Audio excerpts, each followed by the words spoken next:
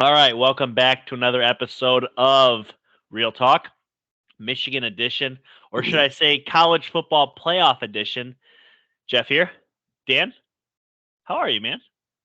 Good, buddy. It's been a while. Lots happened since the last time we got together and did our podcast, and it's gonna be a fun episode. And since last time we spoke, whatever, got to meet Donovan Edwards in person, got to meet Will Johnson in person, got their autographs, got a picture with the Don, and that was the week right before Christmas. So it's been fun, man. It's been a good few weeks here, and we got a monumental game coming up, and just excited for college football to come back for a time.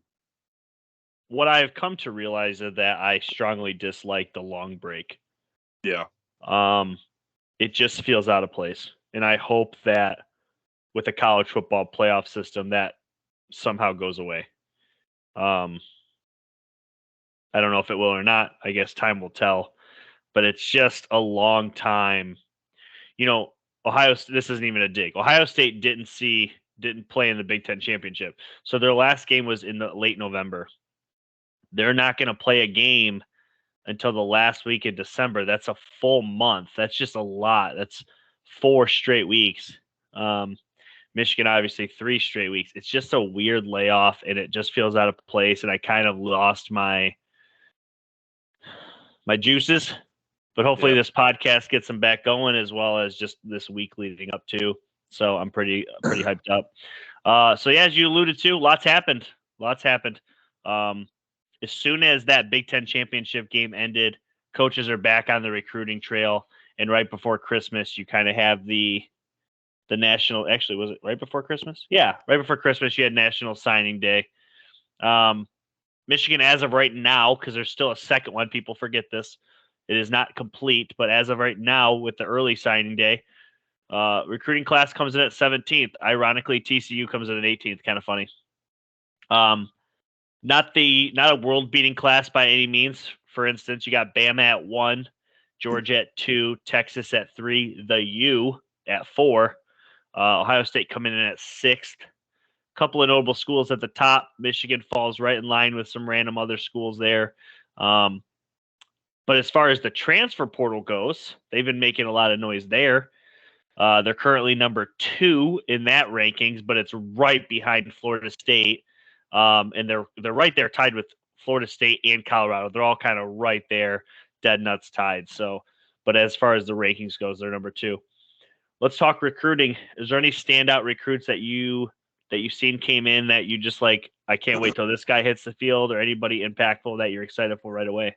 Well, it was a last minute addition, but they on early signing day they got Carmelo English, Yes.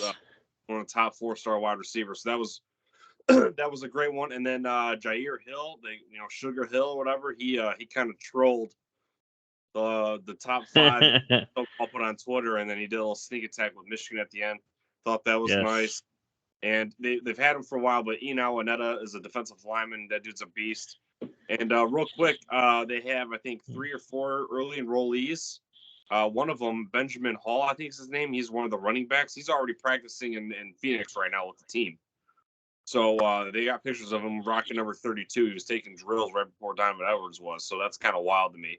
Um, but yeah, not a world-beating class like you said, but it's going to be really the foundation for 2 years from now. And with all the talent they have potentially coming back, a lot of these guys got a chance to really grow. And this NIL thing is kind of playing a part of it. Michigan is starting to turn the corner a little bit, I think, with being more open, have more open mindedness to everything, and then with the transfer portal too, that kind of filled the gaps, kind of gave it this 2023 spot kind of a boost. Yeah, so just for perspective here, so Michigan only has 9 uh, 4-star kids committed as far as the recruiting goes, and 14 of the 3-star 05s. Okay, um, some of your top schools, Alabama or Georgia, let's just use, has 21. But as soon as you factor in the fact that Michigan on their transfer portal ranking has, I believe it's 5. Yes, they have 5. So that's if you really theoretically you add 5 more to that, and those are established 4-star kids. Yeah. Kids that have had success in other places, and you're not just going off a high school ranking. You're going off of, okay, this is their ranking, and we've also seen them on the field, and you're bringing them in. Let's go ahead and talk about them. Well, go ahead. Sorry, real quick too. I don't mean to interrupt you. No. So obviously this early signing period, we still have the February one, which used to be the end all be all. Nicholas Harbor. They still have a shot of getting Nicholas Harbor, which is he's a 5-star, and Michigan is supposed to be in his final 5 whatever. And again with being number 2 in the portal rankings, they were 1 at one point before we in between our episodes here. But that was a lot to do with Michael Hausman. He had the freshman linebacker from Nebraska, and he was ranked number 1 in the portal himself until Travis Hunter, the former 5-star kid, left Jackson State to go to Colorado to follow prime there. But other than that, yes. Go ahead. Sorry.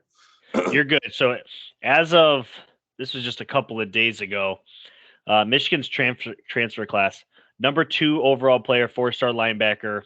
I have Ernest Hausman from Nebraska. Yeah, that's what I was talking about. Yeah. Okay. Michael Hausman. Okay. Number 12 overall player, 4-star offensive line, Ladarius Henderson out of Arizona State. Yeah.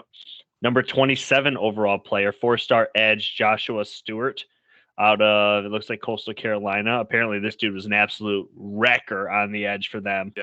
Yes. And they're super excited about him, even though he's the 27th overall player. He was probably one of our favorite gets, if I had to guess.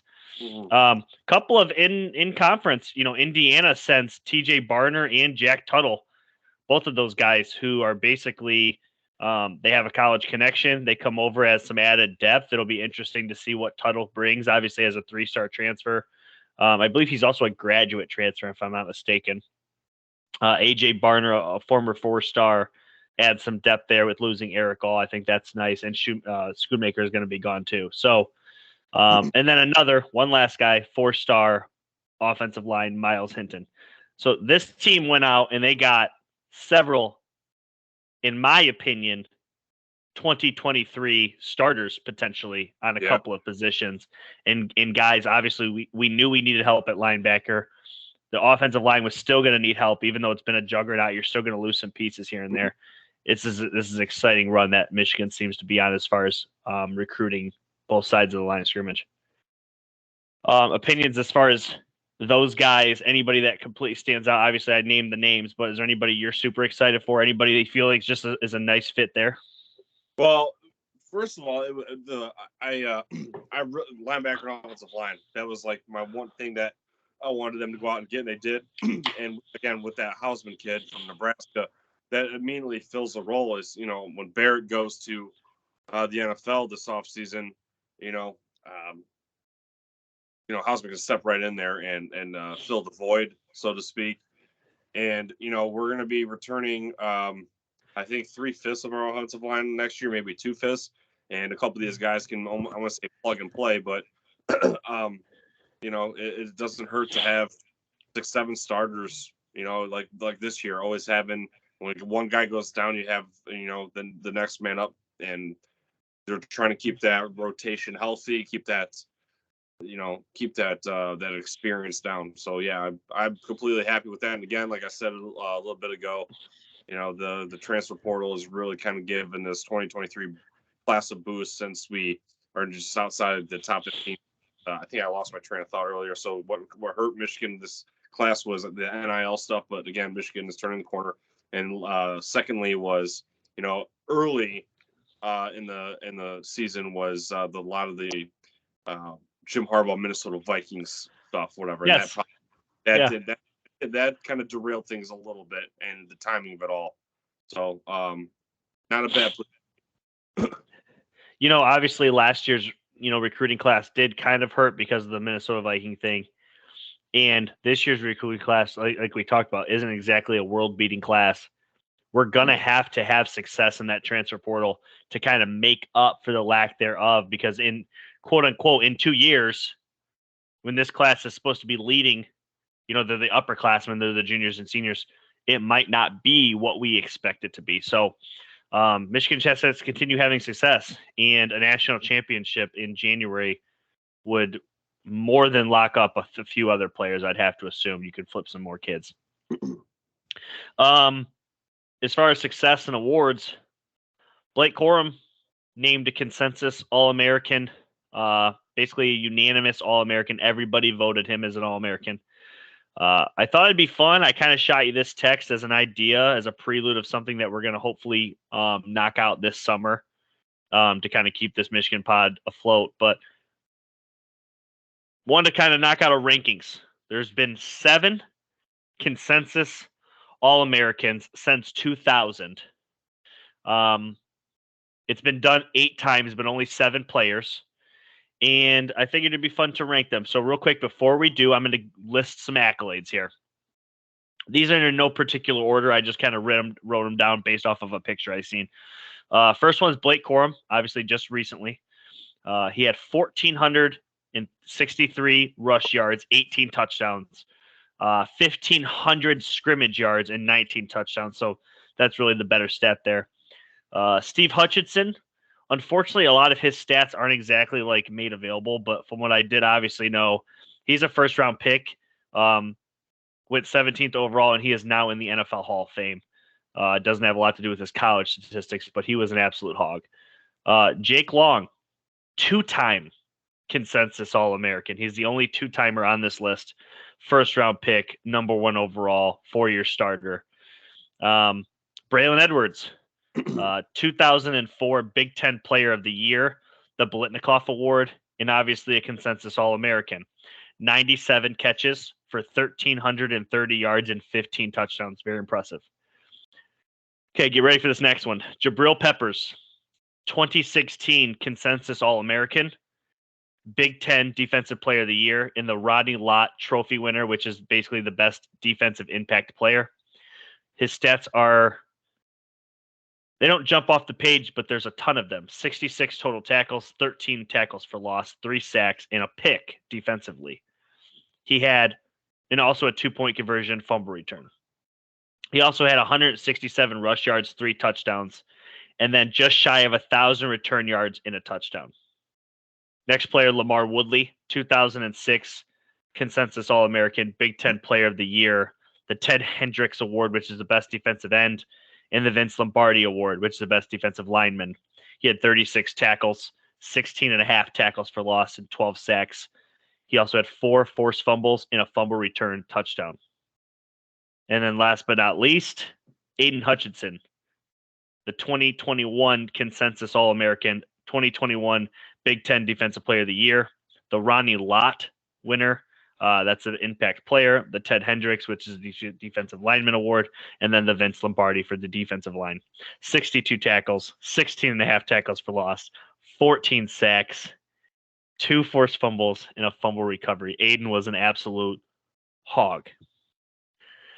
With all that, you should already have your rankings. I don't know if any of that persuaded you. If you're like, man, I needed to move somebody up, but No. yeah, let's just go ahead and get into them. I figured we'll go 7-1. Yeah. We'll give our 7s, and then we'll kind of discuss. I'll let you go first. Who you got at number 7? I got Jabril Peppers at 7. Wow. Okay. Interesting. It is going to be fun to see where you view people versus where I view people. Jabril Peppers is. Can I ask why? I don't want to sound unfair, but Jabril Peppers to me, like, had a great 2016 season. Well, I'm kind of salty because he never played in a bowl game, and as much as he impacted games, I expected more out of him versus Ohio State, and I think he got an interception in that game in 2016.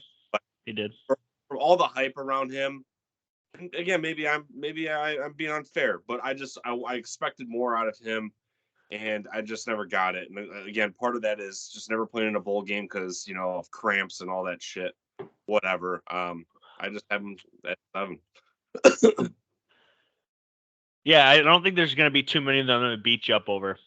I think you're being hard on him. I just read you off everything he had there. I don't think there's been any one player on this list that was asked to do more. He had one role that he was exceptional at, but he had probably 8 that he was good at. His one role, in my opinion, was basically what Michigan was calling the Viper.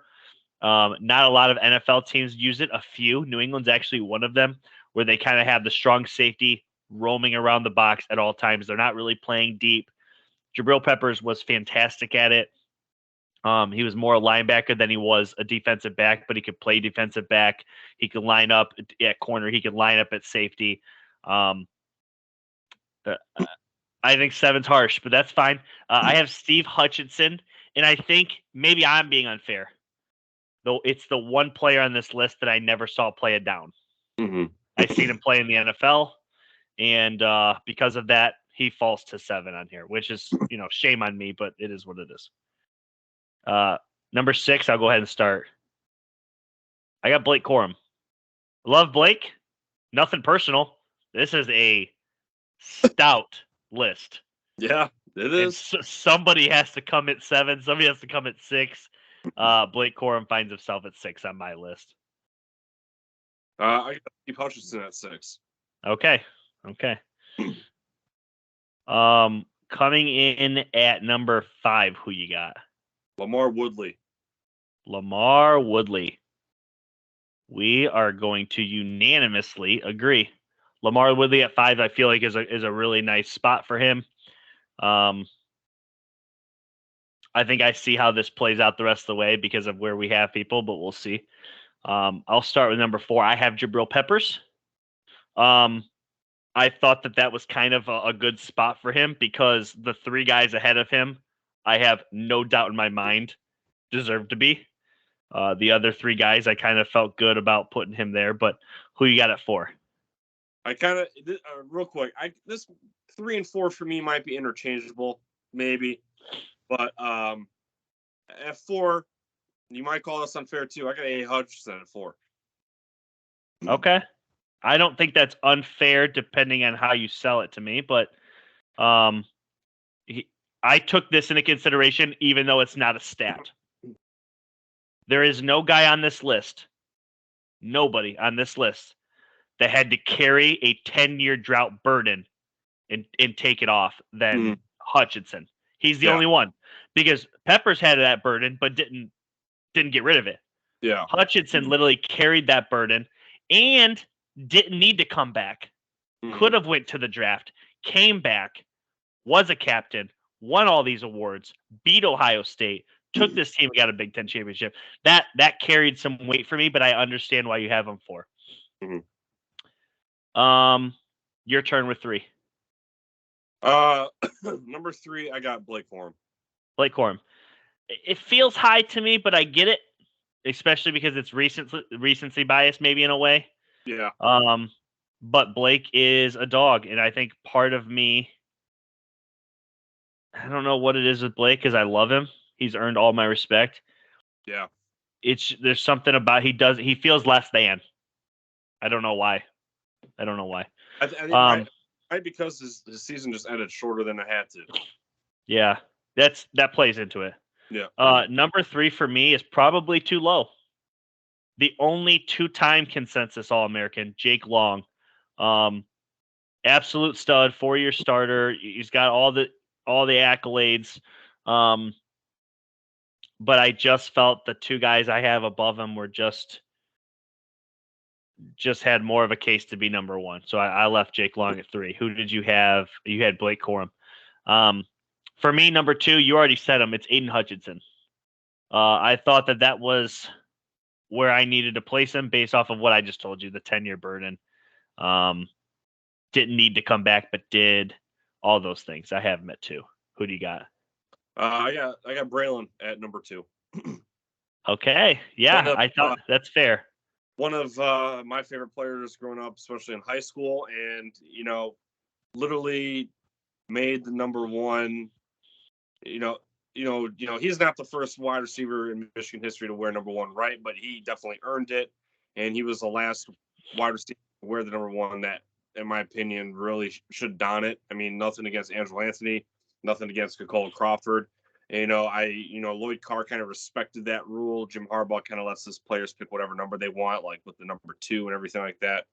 But I think Braylon Edwards is number 2 for me because he's got so many memories. And, when the number 1 on the team at wide receiver needs to step up, he did. And, is obviously famous for, the 2003 Ohio State game and Michigan State a couple times. Yeah. So I know who that leaves number 1 for you. Go ahead and say it. Yeah, Jake Long, surefire 1 overall pick in the NFL draft the year he went pro. And, for 2 years, the left side of the offensive line was literally just held down and never missed a game, I don't think. And, Mike Hart, any back who was back there toting the rock, is run left, run left, run left. It was just the funny thing about it is the 1 sack that he gave up in 2 seasons was to Vernon Golston from Ohio State. So a bust. Yeah. Jake Long to me was just. I have him at 1 because you're so freaking reliable. And yeah, that's fair. And part of me when I made these rankings was dependability and reliability, and that's why I'm probably so harsh on Jabril Peppers because I expected more out of him. And it's not like I think he was a bad player, but just Jake Long was it for me. Yeah, it's probably harsh, but obviously I let, even though it's not a stat, it's not an award. Your record versus Ohio State for me played into this. Yeah. Therefore, I dropped Jake to 3. But for me, at number 1's Braylon Edwards. Absolutely unreal player. You already just stated his stats. I gave you his stats earlier. In my opinion, we haven't seen another one. We've had some close ones. Yeah. We've had some really good close ones. Obviously, one of my favorite players. I know it's one of your favorite players, if not your favorite player. Super Mario was one of those guys. We've had some other ones like Jeremy Gallen. Maybe the season didn't have the success, but he had the statistics. Obviously, recently Donovan Peoples-Jones had the hype, but didn't have the stats. I mean, we've had all kinds of different things going. But the one sure thing is Braylon had everything, just the total package.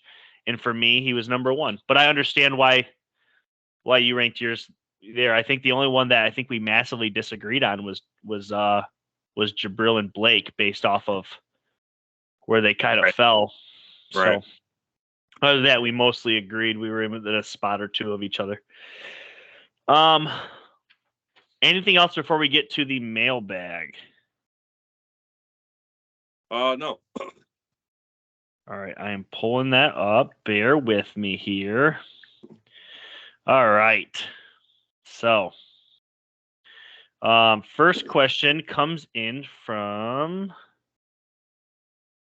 Brad, but this is Brad's father, Brad Epper. Do you think Blake the Great should come back to Michigan or leave for the NFL? Oh, the question everybody wants to know the answer to.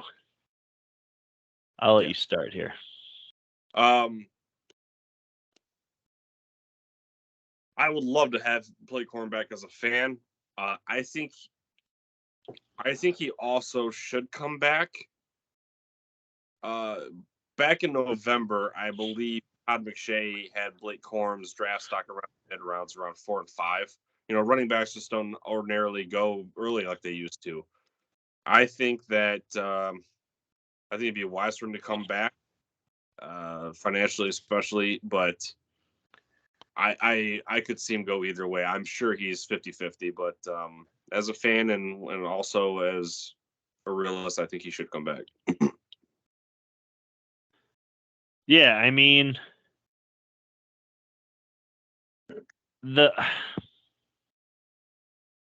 I look at this question a lot of different ways. If I'm looking objectively as far as Michigan winning a national championship, I'd love for him to come back to try and do anything they're going to do this year plus more. If that means winning another national championship, whatever. Selfishly, if he does come back, I think it hurts Donovan Edwards' chance of winning the first Heisman Trophy at Michigan in 20 years. I think Donovan, and that's going to be a question here in a moment. I don't want to spoil another question. I think Donovan Edwards has a legit chance to win the Heisman Trophy next year. And I said that at the beginning of this year because I thought Donovan would get more of that number one role, and they let Blake have that, and Blake was exceptional at it. But I don't think that you should allow Blake to be the number one guy next year because I think Donovan is better. I said this before. I'll say it again. And this is nothing against Blake. I come off as a Blake hater, and I'm truly not. Donovan Edwards is a better running back than Blake Corum is, and I would like to see that full potential selfishly. Does that mean I'm sick of Blake Corum? Absolutely not. I love Blake Corum. You're not going to see me go, oh, dang it, if he comes back. Mm-hmm. This is a rare situation where I kind of want a player to go to the NFL. You know, especially in basketball a lot, I'm like, please come back to all these different players. And certainly in different NFL and different years in Michigan, I'm like, please come back. We need you. This is just one of those rare instances. We're so good at this position, and I think we're going to still be really good at this position, and I want to see the full extent of Donovan Edwards that I kind of want Blake to just test the waters in the NFL, but definitely not disappointed if he comes back. We're going to get to Brad here in a second. Brad, me and Brad spoke on the phone. He didn't want to text it all out. He just called me and explained to me. But this next question comes in from Jen Fisher. Who's your early Heisman front runner for the 2023 season? I would say I'll give you 1A, 1B, 1C because we don't know for sure. My 1A would probably be Marvin Harrison Jr. My 1B would be Blake Corum if he comes back, and my 1C would be Donovan Edwards if Blake Corum goes to pro. Okay, so my 1A is the first repeat champion in a very long time, Caleb Williams. My 1B would probably be Donovan Edwards. And my 1C is a player to be named later. Just a player that kind of pops up for a really good team, whether that is Marvin Harrison Jr. or whether that's the next Alabama quarterback or whether that's the next Georgia quarterback, or whoever that may be. It's going to be a solid player. Brad over here commenting Quinn Ewers or Arch Manning with his Texas bias, but next question here. This one comes in from Kyle. Let's go ahead right into this one because it has to do with the Heisman. I'm going to skip one of his questions. Caleb Williams won the Heisman Trophy without winning a conference championship and without making the college football playoff, meaning it's a regular season award. Is that the way it has felt up to this point, or did the players' team need to be the best team for that season? Well, I feel like up to this point, it's usually the best player and the best team, right? Yeah, and I also feel it's the best player and the best team for the best regular season. Yeah. Maybe you can include a conference championship game, but necessarily the result doesn't always matter. Yeah. I've always been one to really, I've just been disliking how it's just another quarterback award as recent. I mean, outside of Devontae Smith, but I just feel like the running backs are getting shafted. I think Bijan Robinson from Texas could have easily been, easily handed the award himself. And I just feel like the way the season ended, just in kind of a weird, dramatic way, is I don't think people were like settling on Caleb Williams, but I mean, he had a great season, but the way I think it ended is just very, I want to say bizarre. It was just very, I don't know, up and down, I guess. Yeah. He writes in again, if Ohio State upsets Georgia, what more will they have to do to have a chance versus Michigan in the national championship? You want to go first? I'll let you go first because I'm going to sound arrogant. What they need to have, the only chance they can have against Michigan is if they bring the heart, man. I don't want to. I'm not in the locker room, and I can't speak that they weren't hyped up for the game. But Michigan just flat out wanted it more, especially these last 2 years. And there was a few points in the game where Ohio State, looked like they were gonna do what they wanted to do against U of M, but they gotta want it more, man. They just they were expecting to go in there and not get punched back. It seemed like, and Michigan ran away with it. So it's just like talking about the game wise, you'd be like, oh, they probably just need to limit the big plays against U of M, right? Michigan had only had 5 plays against Ohio State. Otherwise, Ohio State would have won. That stupid ass narrative. But they showed no heart, man. They got to bring the heart. Yeah. I'll answer the question, but then I'm going to answer it my own way too. To answer your question, Kyle, I think the number one thing they got to stop doing is living off the past. Stop assuming that because you get on the field with Michigan that you're going to beat them, because that hasn't worked the last 2 years. It worked for 19 of the last 20. I'll give you that. But just because you roll up into the stadium doesn't mean you're beating Michigan anymore. And if that's what it's going to take to beat Michigan for the national championship, if Michigan gets there, I don't want to speak in absolutes here, but that's based off the question, then you're going to need to come out with more.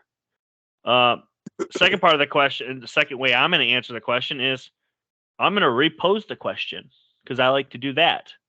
I did it all year with everybody saying, Ohio State, they're going to be in the – well, what happens when they're not? The way I'm going to repose this question is, what has Ohio State done in the last month to beat Michigan? What has Ohio State done in the last month to close a 3-touchdown gap? What has Ohio State done in the last year to stop Michigan from running the ball down their throats? This isn't even a shot at Ohio State. They've done it to everybody except the 1-of-1 Georgia defense last year. I'm sorry, but this team isn't 2017 Michigan anymore. You're going to have to out-scheme them. You're going to have to bully them. You're going to have to score a lot of points, and Michigan hasn't allowed that. So I think Michigan would favor in that matchup this time. I think Vegas would favor Michigan as well. So I guess we'll see. We'll get to that prediction in a minute. Back to Brad's question. This one's of length. So basically, Brad called me, and he projected a few different things, and I'm just going to kind of roll with it, and I'll let you comment as we go here. So first off, while Brad has always been a very big component of the 12-team playoff, he's actually been a component of a larger team playoff, and he's currently asking for a potential 24-team. Opinions on that? No. Too many teams? Too many teams. It's college football that gets in the way of their classes, the signing periods, preparation for the NFL draft. I love football, but I don't want to water it down. And I would have been okay with 18 playoff, but I think 12 is right in the good sweet spot. And I think we're playing with a broken extension cord, that's going to electrocute you if you touch it in the water. I feel like we're getting a little carried away, and I'm going to steer clear of that one. I agree, and here I have one rule when it applies to the college football playoff. You can never have more playoff teams in college football than the NFL has. Yeah. And I know you're listening and you're like, well, Jeff, college football has way more teams than the NFL. Totally understand that. But the top half of college football and the bottom half of college football, the top and the bottom, the disparity is so large. The disparity in the NFL, take a look at the Chiefs-Texans game from last week. Hit me back. Okay? Mm-hmm. It's close. The worst team in the NFL can beat the best team in the NFL any given Saturday, every given Sunday, any given Monday, Thursday night, whenever. In college, that's just not the case. If Alabama played Bowling Green from Little Ohio, if Alabama played Bowling Green 10 times, they would beat them all 10, and the closest game would probably be 3 or 4 scores. It's just not, they're not equal. Okay. Yeah. So we can't expand it past what the NFL has. So 12, in my opinion, seems magic. The most I'd even remotely consider is 16. Yeah. Now back to the second point here. You're probably also saying, well, college basketball does it. College basketball is a completely different sport where the 64th best team and the first best team in college basketball, there's a disparity, but even on their worst day, it's not nearly what college football is. So it's just not the same there. Yeah. Second, go ahead if you get the point. I just to hammer home my point, I just think it just logistically won't be able to happen. Because you're gonna have to trim. Do you trim down the regular season schedule? Do you take away conference championship games? I mean, you're looking at like a schedule and a half, and yeah, I just think that just gets in the way. Sorry, go ahead. No, you're right.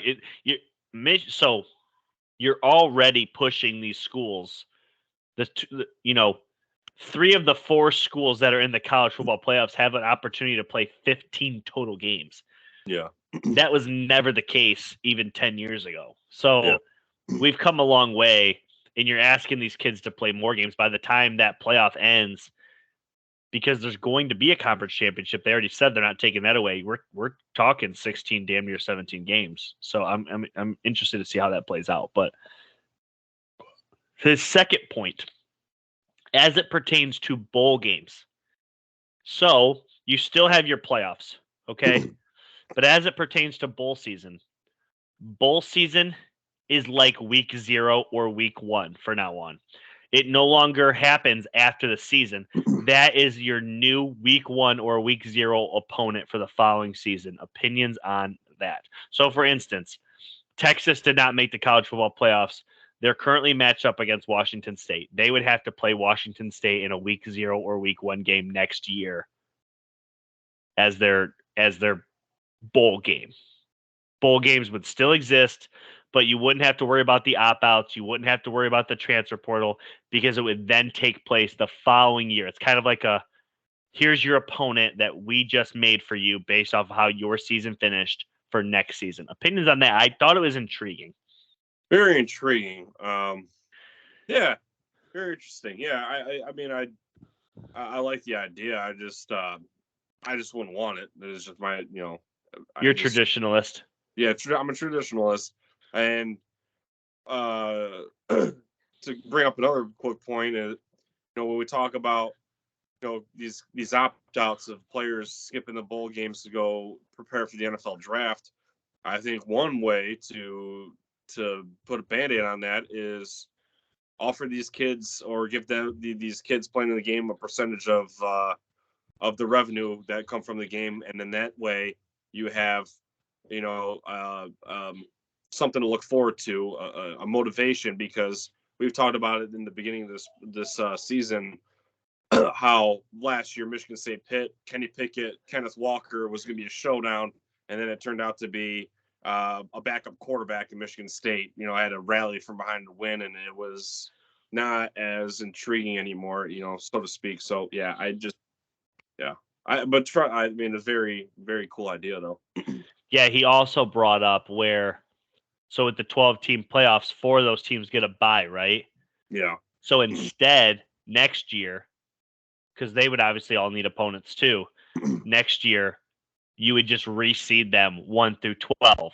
So where 1, 2, 3, 4 would get a bye, now they no longer do. 1 would play 12, 2 would play 11, you know what I mean, and so on and so forth. I thought it was an interesting concept. The only problem is the teams that weren't bowl eligible, for instance, Michigan State, who would they play? Is that a shot at Michigan State? Maybe it is. Maybe it isn't. That's all I have for the mailbag. Any other college football news and notes you want to hit before we get into Georgia, Ohio State? Yeah, let me I'm gonna. We've been off air for the last 2.5 weeks or so because of the holidays and everything. So, real quick, so since we've been gone, I got a few news headlines. Some of these again might be old news to most, but Jackson Smith-Njigba not playing in the playoff for the national championship potentially. Yep. Jeff Brom, Purdue's former head coach, is now at Louisville, which is his alma mater. I thought that was an interesting move until I heard it was his alma mater. Yep. And also, while Purdue, it's a good school. I'm not taking anything away for Purdue. Right. It's not Louisville. Right. Even in football, it's not Louisville. So it is an upgrade, regardless of how you look at it. Yep. Good move for him. Another one was Graham Harrell. We all know Graham Harrell as a quarterback from Texas Tech, played in the NFL for a little bit. He's offensive coordinator now over there, and they brought in. He's the offensive coordinator where? At Purdue. Oh, okay. Yep. So Graham Harrell is the offensive coordinator at Purdue. Ryan Waters, the former Illinois defensive coordinator, becomes the head coach there. Aiden O'Connell, Purdue's quarterback, after the Big Ten championship game, he announced that he's skipping the bowl game versus LSU. Drew Brees is now on staff at Purdue, so that is a big get. And he was part of getting Hudson Card from Texas to come to West Lafayette. Hudson Card was a backup quarterback for the Longhorns this past season. He ended up playing against Bama in that second half. Correct. Matt Rule, obviously now over there in Nebraska, he flipped Dylan Raiola from Ohio State, which Dylan Raiola was the number one recruit, top quarterback in the 2024 class. And 2024 class. So that was a huge deal because Ohio State they thought they had him locked in. Apparently, his uncle coaches there, the offensive line or something there. Okay. So she does have some Nebraska ties. Okay. But if you guys aren't familiar, he's the number one player in the entire country next year. Number one quarterback, number one player, number one everything. Yep. And he has often gotten comparisons to the Patrick Mahomes already. So, yeah. Keep going. A couple more. Dante Moore, he was one of the top quarterbacks was the top quarterback in the state of Michigan. He flips from Oregon to UCLA. a lot of Michigan State fans were trying to speak into existence that they were going to try to flip him at the end there, but he is going to go with Chip Kelly. So we're looking at the Big Ten West potentially really finding itself to raise the stakes there. Yeah. Years. And lastly, let's see here. Rest in peace to Michi Walker. I mentioned it the last time we were live that his family and his team, his high school was posting that he took a turn for the worse health wise, and he unfortunately lost his battle with osteosarcoma. So all Michigan players in the Fiesta Bowl, and I would assume if they make it to the national championship, possibly even next season, they'll be wearing Michi stickers on the back of their helmets in remembrance of him. And sad story, but the young man deserved a lot more, a better hand than he was dealt. And so it was I think the day after, maybe 2 days after our last pod, that he finally passed. Yeah, and I think we would fail this podcast if we didn't bring up the passing of Mike Leach. Yes, that too. For me, I always go back to my fandom in football. It got put into a rocket and blasted to the moon in the late 2006 season. In 2007, both college football and the NFL, I can almost state verbatim how that season went for both of them, because it was my first full year of just being absolutely obsessed with football. And I just remember so vividly the Michael Crabtree, Texas Tech, Graham Harrell, as you just brought up a minute ago,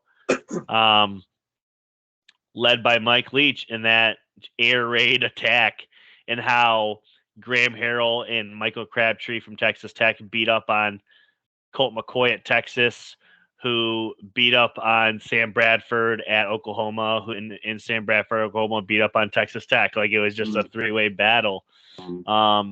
Mike Leach is a special character. If you haven't checked out an interview, highly suggest it. I'm sure there's compilation videos pretty much everywhere at this point of some of his best stuff. There are a lot of football people in this world that model their offense after what Mike Leach did. So, really cool story. Joe Klatt did a really nice piece on him. Highly suggest it. If you haven't listened, it's on his personal podcast. He dedicates about 25 minutes to it. So, anything else? I'm ready to get into some Horned Frogs. Not quite, sir. We got Georgia and Ohio State in the Peach Bowl. Yeah, I guess we'll get through this one. Two lesser programs. Georgia, number one team in the country, going to be in their backyard of the Mercedes-Benz.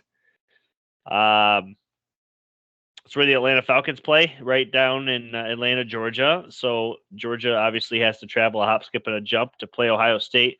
But Peach Bowl, that's where Georgia beat Michigan last year. Where are you going here? Obviously, you already said Jackson Smith-Njigba is going to be out. It seems like Georgia's fairly healthy. Ohio State's last time out was kind of a thumping against Michigan. What do you expect from them? What do you expect from this game? Who you got? This one's kind of hard for me to gauge, man.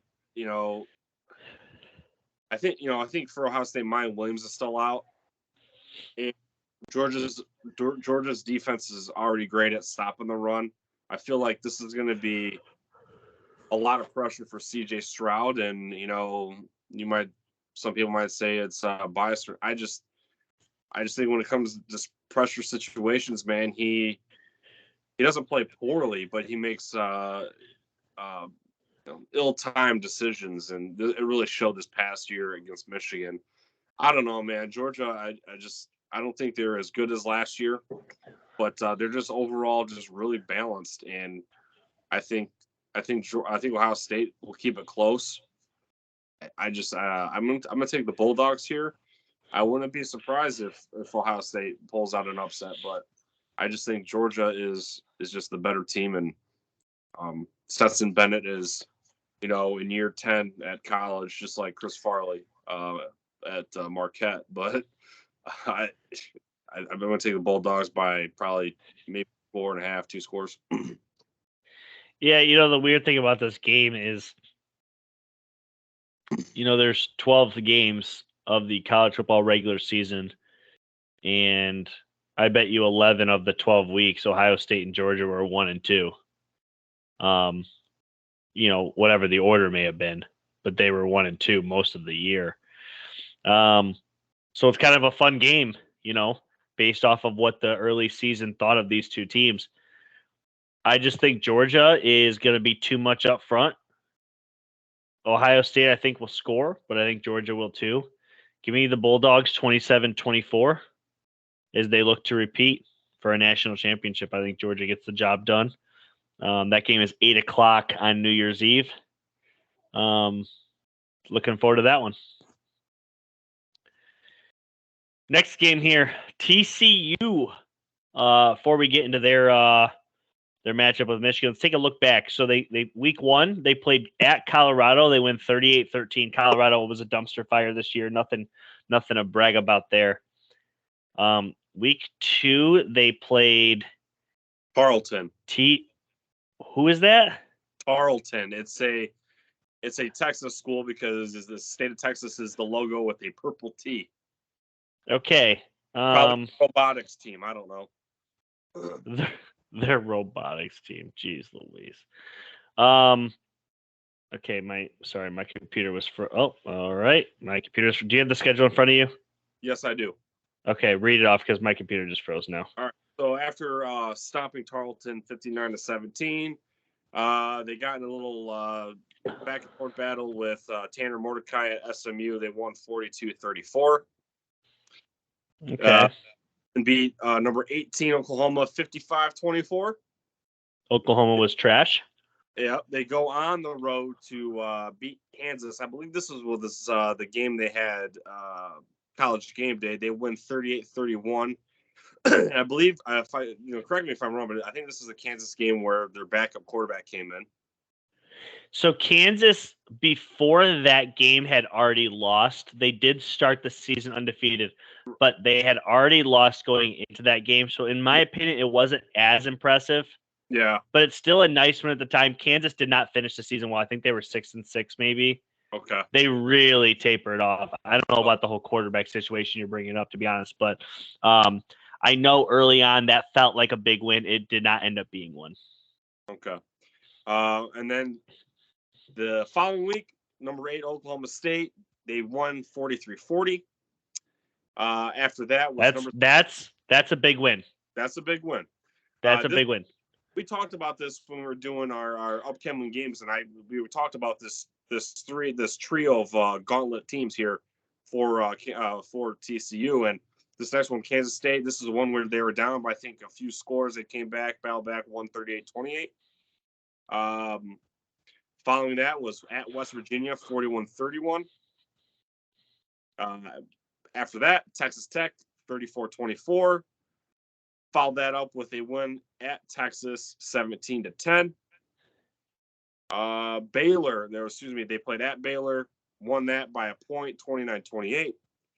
Then they beat up on Iowa State, 62-14. And then we all know how the Big 12 championship ended when they had the rematch with Kansas State and lost 31-28 in overtime, I believe. Yeah.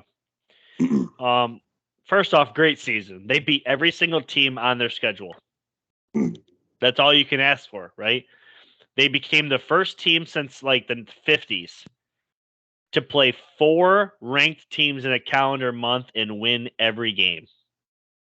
That's as impressive as it gets. They played a good schedule. They probably played the hardest schedule as far as like at the time of playing teams. I think I heard they played more ranked teams than non-ranked teams throughout the course of the year. I don't know if that stat's true or not, but at the time of playing teams being ranked, it seems like they were always playing a big game. It seemed like every single time that we had kind of talked about them, it seemed like they were playing a ranked matchup. Even that Kansas matchup, I believe, was ranked at the time. Yes.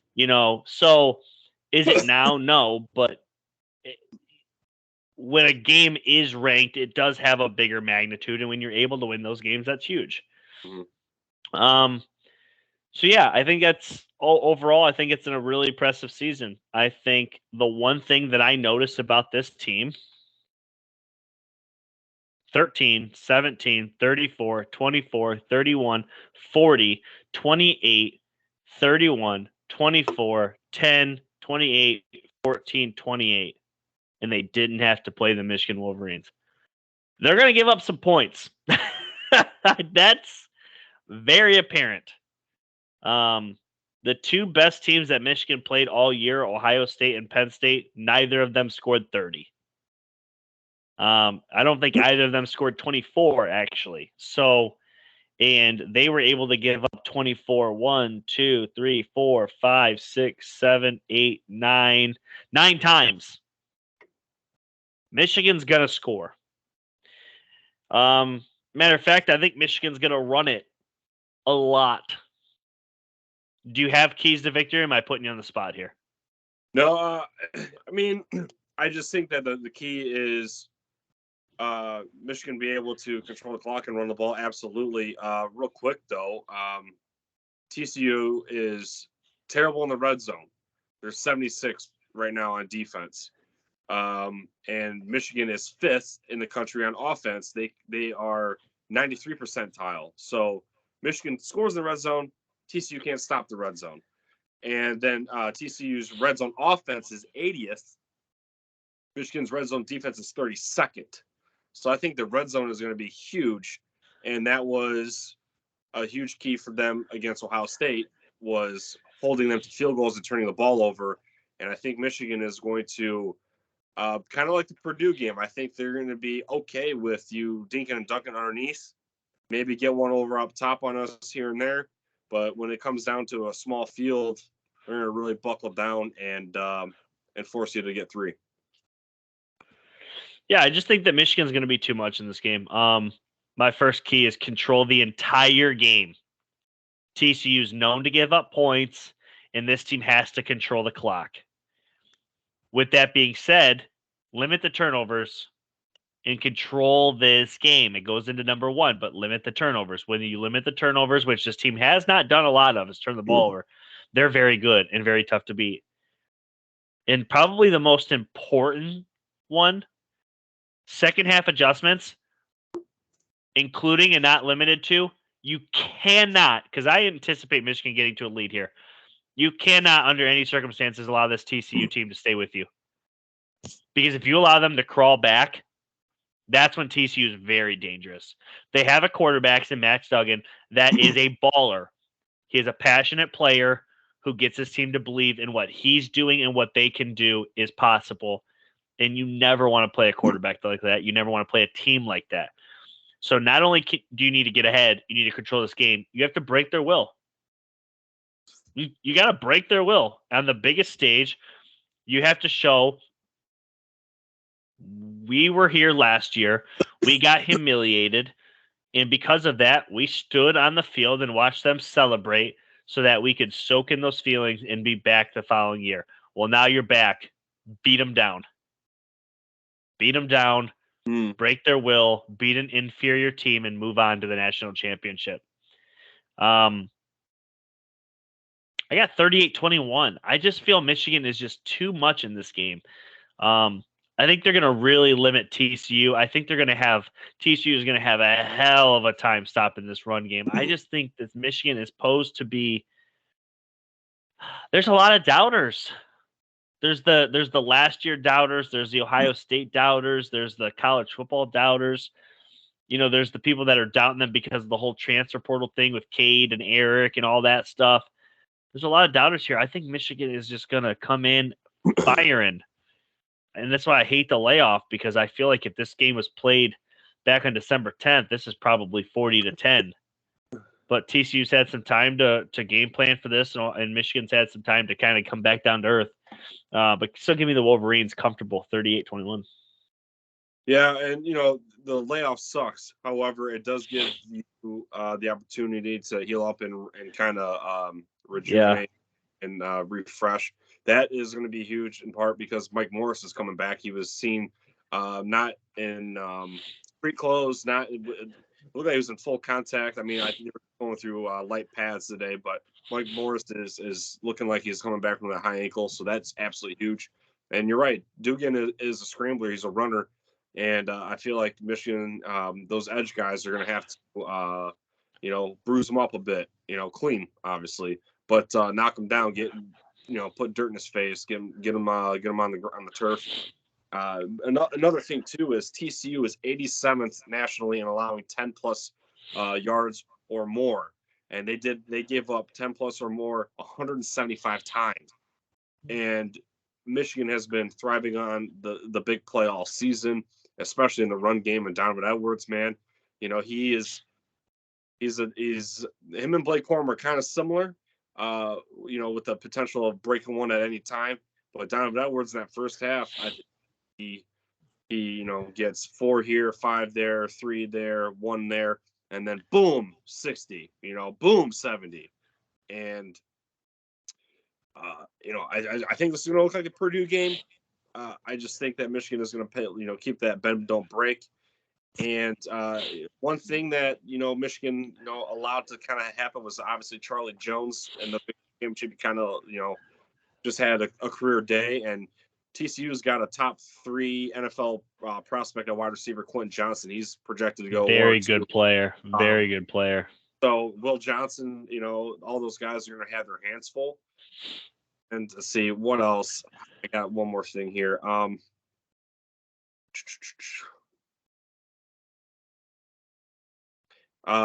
was it? Hold on, give me 1 second. Sorry. The TCU defense runs a 3-3-5. So that to me is gonna be really interesting because the Big 12, a lot of air raid styles, 3-3-5 kind of makes sense. So it'll be interesting to see how those backers and that front right there really try to plug the gaps there for the running back. So I think that bodes well for U of M. If you're playing 3-3-5, I think that bodes well for U of M, and I think you're just going to see Michigan at its best this game. I think that we haven't seen all their bag of tricks yet. I think that they've gone through this whole season really not having to reveal a whole lot. Sure, they did the Khalil Mullings, fourth down, whatever, go for it, or third down, whatever, pop pass to Schoonmaker. But outside of that, man, I don't think we've seen the last of these guys. Again, Big Ten championship kind of repeat, and some was a flow, I believe, but I think Michigan wins this by at least 10. So let me give you some Big 12 college football playoff appearances. 2020, LSU and company, Joe Burrow playing, I believe it was Kyler Murray. I believe that was Kyler Murray. In Oklahoma, actually, it was Jalen Hurts. Jalen Hurts in Oklahoma. LSU 63-28. The year before that, I believe that was Kyler Murray. It's Alabama versus Oklahoma, 45-34. Year before that, you got Georgia versus Baker Mayfield in Oklahoma. It's 54-48. So that one's a little close in 2 overtimes. 2016, Clemson, Oklahoma, 37-17. And that's it for the Big 12. So they have never won a game, and most of the time they're getting just blown off the field. Now, mind you, that's all Oklahoma. None of that's TCU. So give TCU some respect, as I have and will continue to do. But I try to tell this how I see it. I think Michigan's too much. This team is not. This is not your typical college football team. This is a very good upfront team on both sides of the ball. It's going to cause problems. TCU is going to have their hands full, and the 3-3-5 is even just like nauseating to even think about for the TCU. They have to change that. I'm sorry, but you're not bringing corners and safeties up to block that offensive line. Colson Loveland will block down your corner. I'm sorry, you're going to have to be better than that. So I love Michigan in this game. As far as the national championship opponent, we'll save that for later. You had some trivia? I got 2 questions for you. After that, I'd like to hit a graphic, explain that I found right before the live here. But yeah, I got 2 trivia questions for you. One of them should be a shoe-in answer. You should get it. The other one you might have to think about for a second. You ready? You're putting me on the spot. Let's go. All right. Start without what I think would be the easier one. Texas Christian University, TCU, all-time career rushing yards leader. Who was it? If it's not LT LaDainian Tomlinson, I don't know who it is. Boom. Softball question, right? All right. Okay. TCU all-time career passing yards leader. I believe I know this one as well. Go ahead. But if it's not this person, I don't know who it is. Is it Andy Dalton? It is not. It's Trevon Boykin. I'm not kidding you. I was going to say Boykin next. I'm not kidding. I was going to say, is it Boykin? I was going Boykin next. I swear to God I was. What do you got for a graphic here? All right, so a little bit ago, Fox College Football put out a graphic for the Final Four teams here in the semifinals, and according to 24/7 Sports, they have all the 5, 4, and 3 stars on each roster from when they were in high school. So I'll start with Georgia. We'll just go 1 to 4. Georgia, with 5 stars on their team, they have 15. Georgia has 15. They have 15 5 stars. They have 53 4 stars. And they have 17 3 stars. Michigan, 3 5 stars, 41 4 stars, 41 3 stars. TCU, 1 5-star, who's not even playing in the game, 16 4 stars, and 60 3 stars. And Ohio State, 14 5 stars, 52 4 stars, and 16 3 stars. I saw that and I thought that was really interesting of where that all kind of fell in. But Georgia having 15 5 stars was something. This, we've talked about this briefly here and there over the course of the last 2 years. Everything that you just said to me, everything you just read off, there is no team that benefited from the COVID rule more than Michigan, man. They might have a 3-star or a 4-star that's not a 5. But those kids have been playing for 4, 5, 6 years in some cases. And it's just depth that we haven't seen. In a lot of these teams, such as Georgia, Alabama, Ohio State, Clemson, they haven't benefited from that rule. Almost in a good way, but a bad way too, because those kids are so good they've left to the NFL. Yeah. Those kids aren't looking to stay.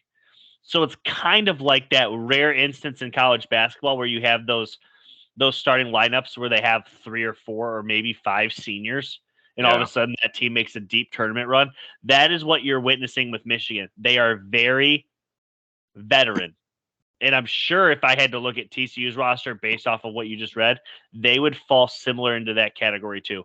Where Ohio State, Georgia, they're still moving on talent, which is fine. That's obviously that's proven the way to win. And to be honest, this may catch up with Michigan. This may catch up with the TCU. But as of right now, I think Michigan can take advantage of it. And the way they're built from inside out, they're tough to beat. Yep. I got some over-unders, and then I'm pretty much out of stuff unless you got some stuff here. Go ahead, Bob. Over-under JJ passing yards, 199.5. Over-under 199.5. I say under. Under. I'm gonna go over. This feels very offensive explosion for me. I just think that, especially from what I've seen in the last 2 games, what they've asked of JJ, he's capitalized. Maybe not in the completion percentage, but the big plays, it's been there. I think 200 seems within reason. JJ passing yards, passing touchdowns. My apologies. 1.5. I think he can hit the over on that. So you like him less than 200, but more than 2 passing touchdowns, or at least 2 passing touchdowns. I'm gonna go the over, but just at 2. I like him at just 2. 2 for 220 to 250 seems reasonable for JJ in this game. Donovan Edwards, rush yards. So traditionally speaking, I always gave you Blake at about 99.5. Yeah. Donovan Edwards, 149.5, over under. Woo, 149. Whew. Give me the over. I think he can get $150. I think that whether it's a touchdown or not, I think he's gonna rip off 1, 2, maybe 3 long runs. He had 200 against Ohio State. He had 185 against Purdue. Give me the over as well. I like him for 2 Bills plus. Yep. 2 Bills plus in this game. I believe he's averaging something like damn near 7 yards a carry. He leads the nation in yards per carry, I believe. It's something stupid. Yeah. Which, by the way, I think I have the graphic. And this one's for Jared Redding. I know he tunes in. He's an Ohio State diehard, okay? He tunes in for our Michigan pods. I want to lead off the playoff team's leading rushers. Number 1, Blake Corum. He's obviously not going to play. Number 2, Kendrell Miller for TCU at 1342. Number 3, Donovan Edwards. Weird. I haven't heard of Buckeye yet. You told me Donovan Edwards wouldn't start for Ohio State before this season. Just throwing that out there, Jared. I hope you hear this loud and clear, because Donovan Edwards would 1,000% start for Ohio State today, tomorrow, next year, the following year, last year. Sorry, pal. Donovan Edwards is him. He is him. And Ohio State almost had him in the bag recruiting-wise, but I'm trolling him. It's all right. Donovan Edwards rush touchdowns, 1.5, over under.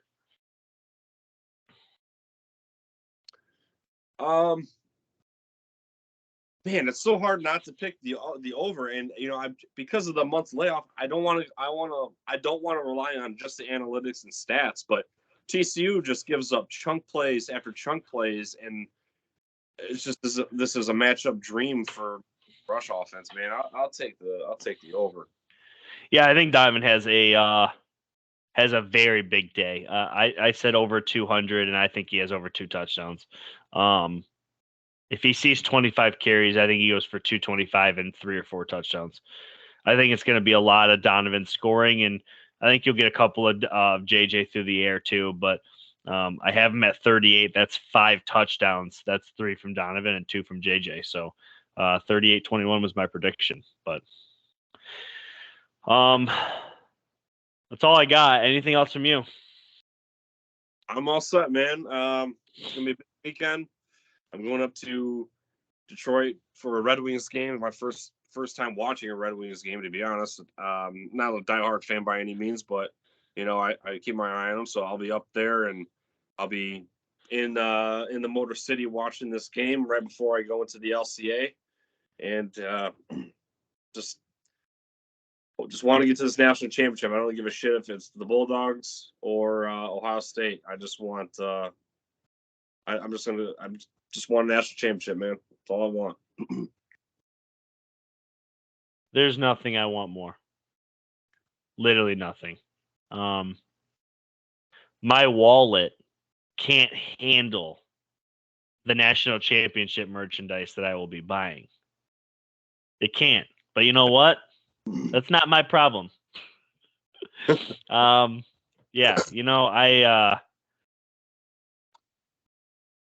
we'll save that for next week. I'm very excited. Let's beat TCU.